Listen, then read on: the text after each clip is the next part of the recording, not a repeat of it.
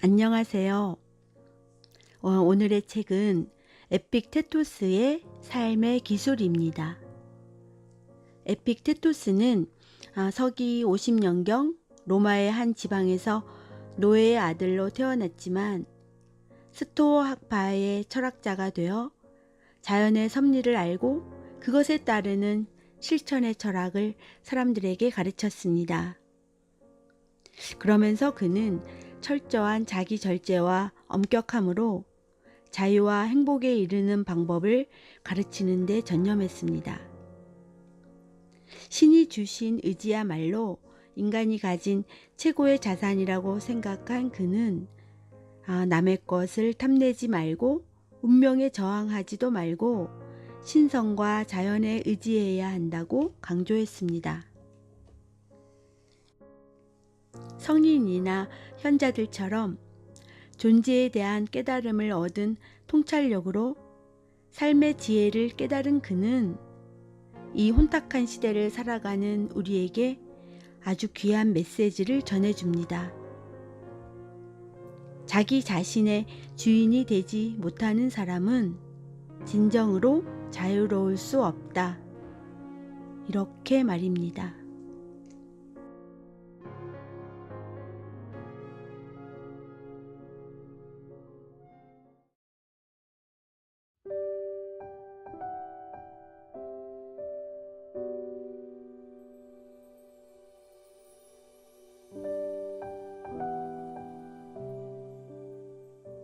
자유와 행복에 이르는 삶의 기술. 자신의 뜻대로 할 수 있는 일과 없는 일을 구별하십시오. 세상에는 우리 의지대로 할 수 있는 일이 있고 우리 의지대로 할 수 없는 일이 있습니다. 사물에 대해 의견을 내고 의욕을 느끼고 그것을 갈망하거나 꺼리는 것과 같이 스스로 하는 의지적 활동은 우리 뜻대로 할 수 있는 것입니다. 이같이 우리 마음대로 할 수 있는 것은 본디 자유로운 것이어서 아무런 제약도 방해도 받지 않습니다. 그러나 육체, 재산, 평판, 권력 등 우리 자신의 행위가 아닌 것은 우리 뜻대로 할 수 없습니다. 이것들은 다른 것에 예속된 부자유한 것으로 남에 의해 좌우됩니다. 그러므로 본래 다른 것에 예속된 것을 자유로운 것으로 생각하거나 다른 사람들의 뜻에 따라 좌우되는 것을 자기 것으로 생각한다면 장애에 부딪히고 좌절하게 되어 자연히 신과 다른 사람들을 원망하게 됩니다.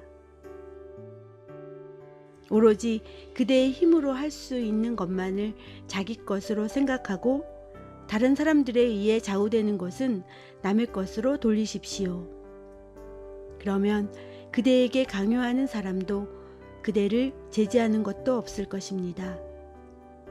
그대 또한 누구도 원망하지 않고 비난하지 않게 됩니다.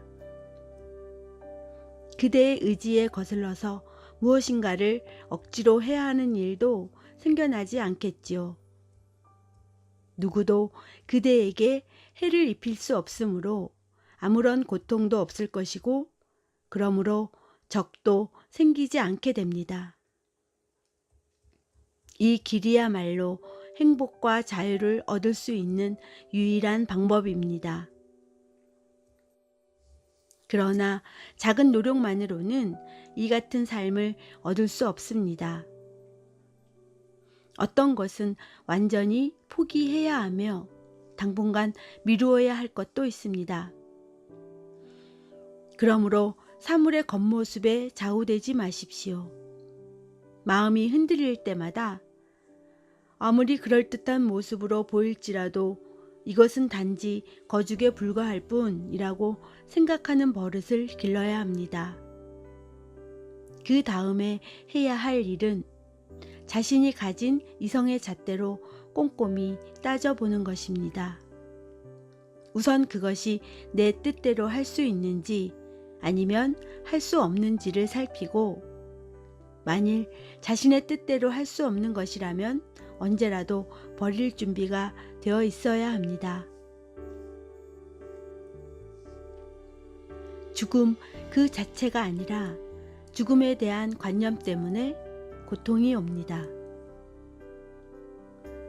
나쁜 일을 당했을 때 우리가 괴로워하는 것은 그 일 자체로 말미암은 것이 아니라 그 일에 대해 우리가 가진 관념 때문입니다. 죽음 그 자체는 두려운 일이 아닙니다. 만약에 죽음이 두려운 것이라면 소크라테스도 그것을 두려워했을 것입니다. 죽음은 두려운 것이라는 생각, 바로 그것 때문에 죽음이 무서운 것입니다.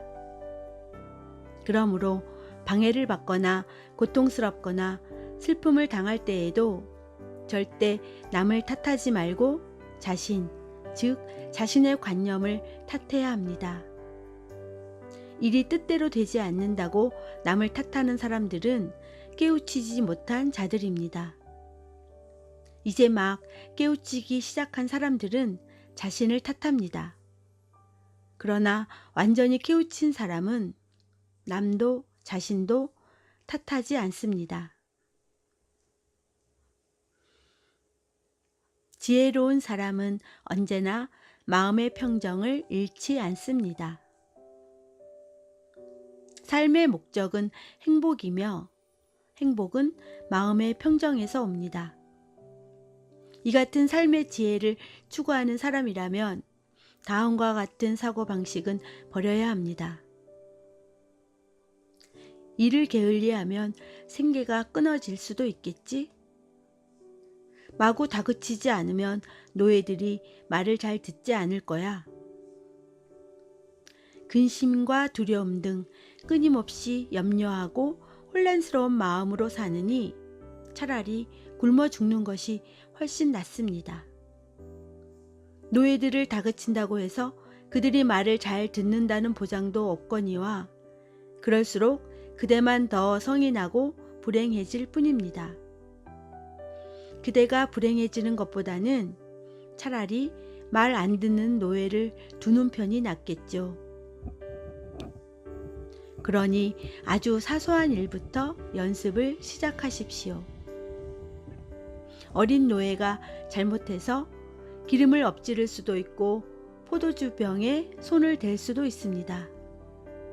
그때에는 자신에게 타이르십시오. 이것을 참아야만 근심에서 벗어날 수 있다. 마음의 평정을 얻으려면 이 정도는 내야겠지. 이 세상에 대가 없이 얻어지는 것은 하나도 없습니다. 노예를 부를 때에는 그가 주의를 기울이지 않고 있을지도 모른다고 생각하십시오. 설사 들었다고 해도 그대가 바라는 대로 움직이지 않을 수도 있습니다. 그러나 그대에게는 어떤 일이 일어나든 마음의 평정을 유지할 수 있는 능력이 있으므로 그들의 태도에 휘둘리지 않을 것입니다. 매사에 자신의 차례가 오기를 기다리십시오.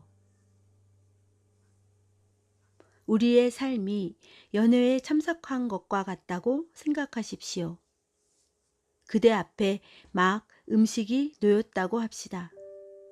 점잖게 손을 뻗어 적당한 양만을 덜어야 하겠죠.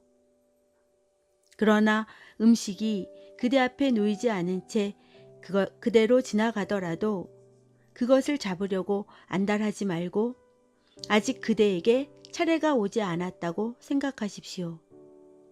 오지 않은 음식을 향해 욕심을 내지 말고 음식이 그대 앞에 놓일 때까지 기다리십시오. 가족이나 권력, 일, 돈에 대해서도 이와 같은 태도를 보여야 합니다. 그러다 보면 언젠가는 신께서 베푼 잔치에 귀한 손님이 될 수 있을 것입니다.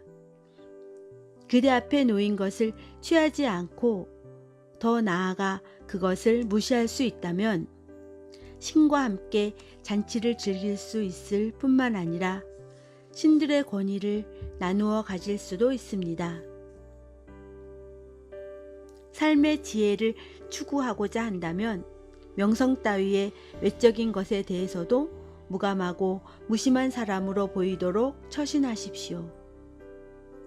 그런 것과는 전혀 상관없는 사람이라는 말을 듣는 것이 좋습니다. 누군가 그대를 대단한 인물로 여긴다는 느낌이 들면 자신의 태도를 반성하십시오. 자연의 섭리에 따르는 삶을 추구하면서 명성 등 외적인 것을 함께 누리기를 바랄 수는 없습니다. 한쪽에 집중하다 보면 다른 한쪽은 필연적으로 무시할 수밖에 없습니다. 인생이라는 연극에서 주어진 배역에 충실하십시오. 그대는 다만 작가의 의도대로 연극 속에 등장하는 배우에 불과하다는 점을 명심하십시오. 작가가 단막극을 쓰면 짧은 생을 사는 것이고 장막극을 쓰면 조금 오래 사는 것입니다. 가난뱅이 역을 맡으라고 하면 기꺼이 그 역할을 잘할 수 있도록 노력하십시오.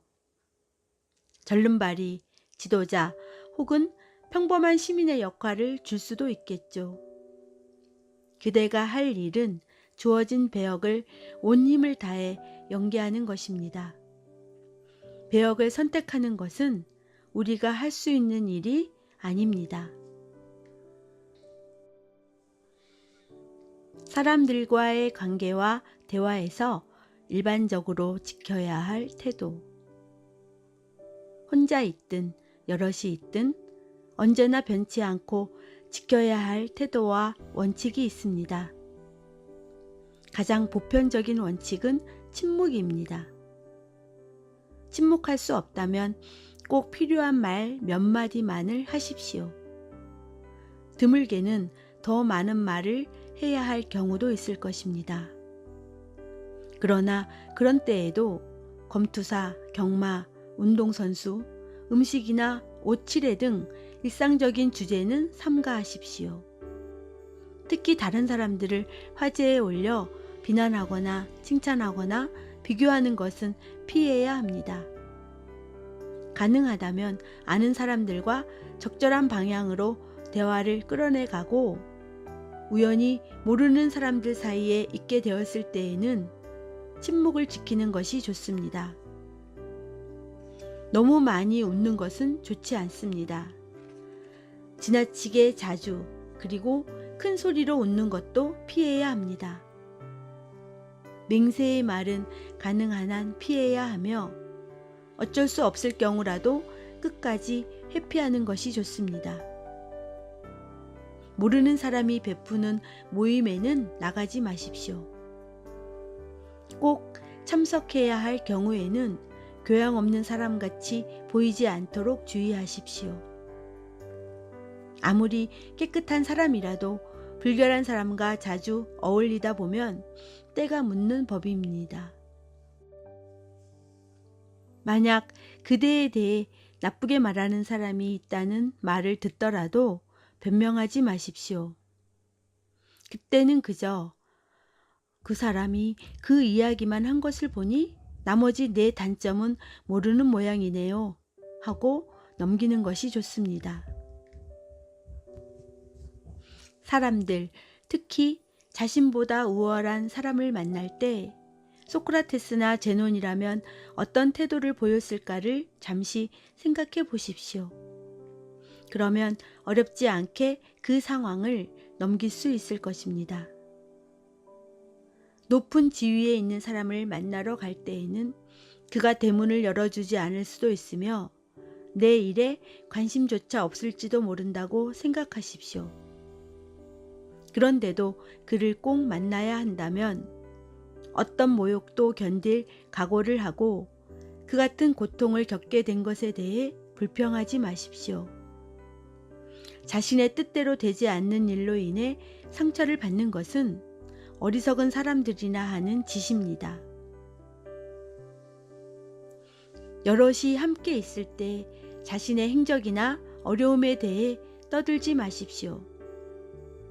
어려움을 털어놓는 사람은 속이 후련해질 수 있겠지만 듣는 사람들은 괴롭다는 것을 생각해야 합니다.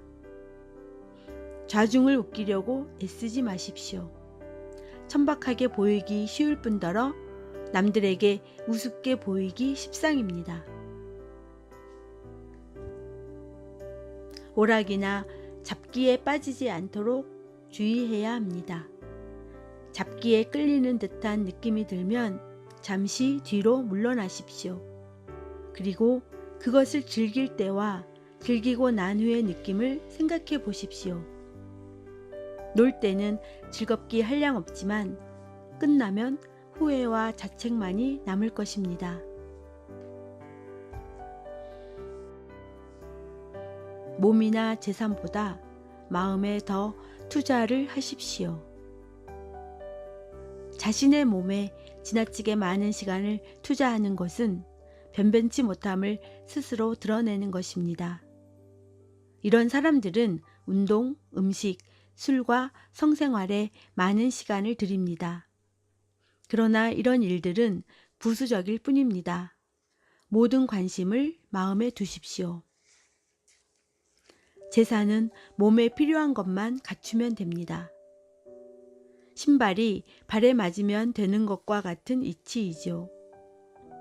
몸의 요구에 맞추면 정도를 유지할 수 있습니다. 그러나 일단 정도를 넘어서면 낭떠러지에서 떨어지듯이 제동을 걸 수 없습니다. 신발은 발에만 맞으면 충분한 것입니다.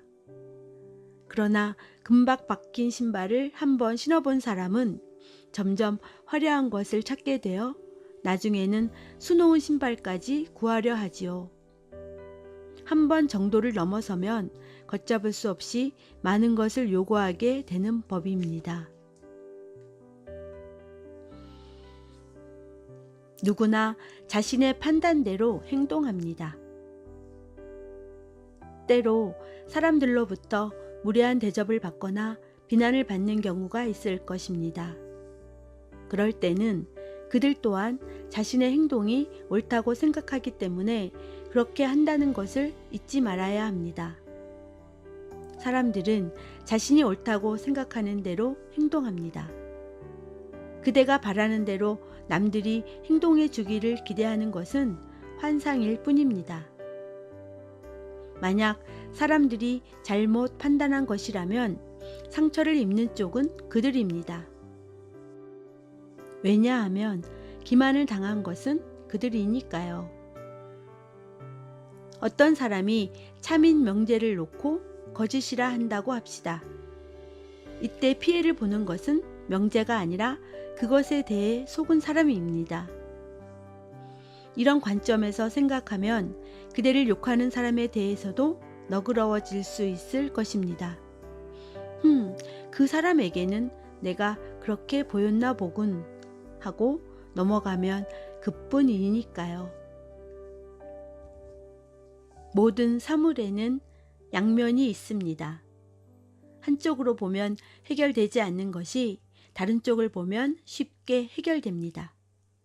예를 들어 형이 그대에게 부당한 짓을 했다고 합시다.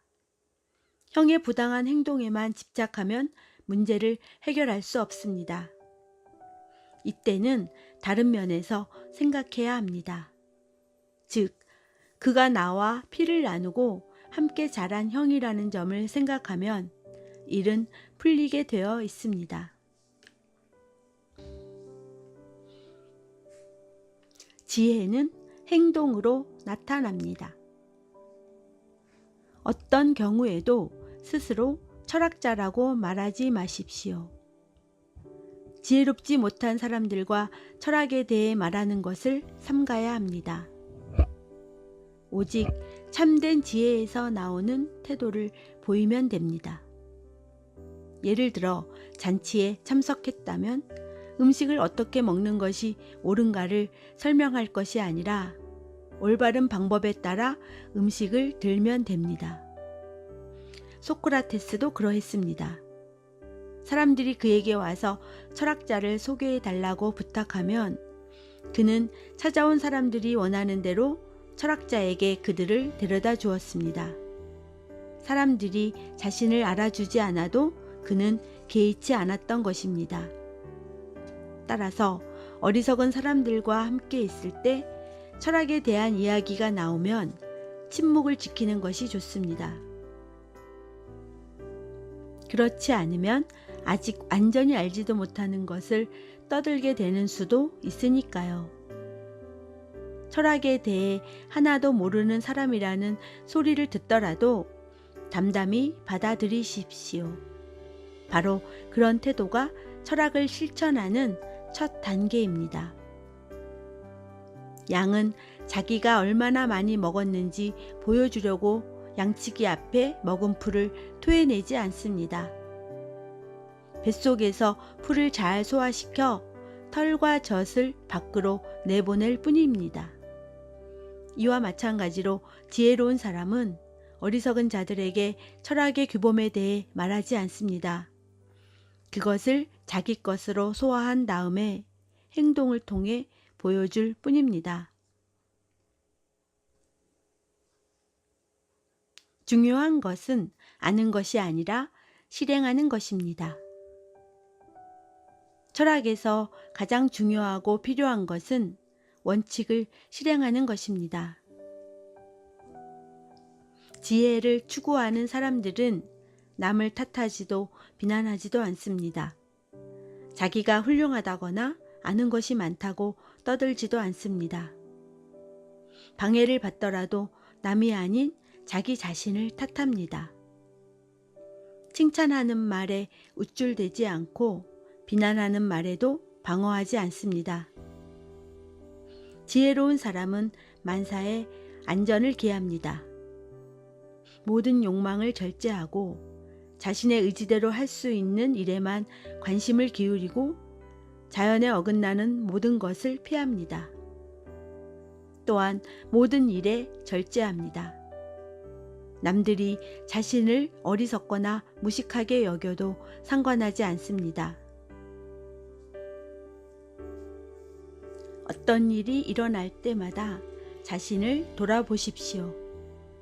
자신의 내부에 그 일에 대처하는 힘이 무엇이 있는지를 곰곰이 살펴보아야 합니다. 매력적인 상대를 만난 경우라면 자제력이 필요하겠죠. 고통이나 힘든 일을 당할 때는 인내력이 요구됩니다. 누군가가 그대에게 욕을 한다면 참을성을 발휘해야 합니다.